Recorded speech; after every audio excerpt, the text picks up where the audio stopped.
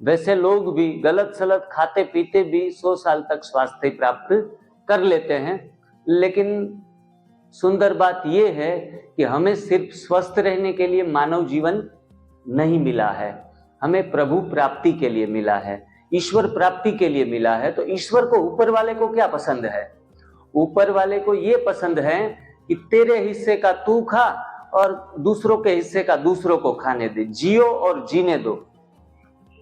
पशु आहार से कुछ भी आ रहा है, हमें दूध, छाछ, घी, मक्खन, दूध आ रहा है, बाद में हम उनकी बाई प्रोडक्ट बनाकर उनको और बिगाड़ कर अलग अलग फॉर्म में लेके जा रहे हैं, लास्ट में पनीर। तो जियो और जीने दो मतलब गाय के आंचल में जो भी दूध आया है ज्यादातर बछड़ों के लिए ही आता है। अपनी माँ के पेट में जो भी स्तन में दूध आया है तो हर एक जीव के लिए आया है। हमारे माँ से भी हमने दूध लिया है तो वो हमारे लिए था। जब हम बड़े हो गए तो छोटे बच्चे के लिए आया, तब भी हमने नहीं लिया। छोटे बच्चे का भी बड़े बच्चे ने नहीं छीना है। तो फिर हम गाय का और भैंस का जो दूध आ रहा है उसको छीनने का अधिकार हमें नहीं है। अगर हम छीनेंगे हमारे परिवार से, अगर गलती से पशु आहार हम छीन रहे हैं नॉनली अननोनली, तो हो सकता है कि आपके परिवार में ऐसी खटियां, ऐसी बीमारियां से आप बच नहीं पाएंगे। ये तो पक्का है। कर्मों की फिलोसॉफी है।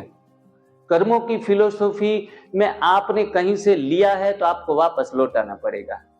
इसीलिए वो चाहे दुख, बीमारियां या किसी एक्सीडेंटल केस या बहुत बड़ी बीमारियां, उसमें आपके पैसे, धन जो भी हैं खर्च होता जाएगा, समय भी बर्बाद होगा।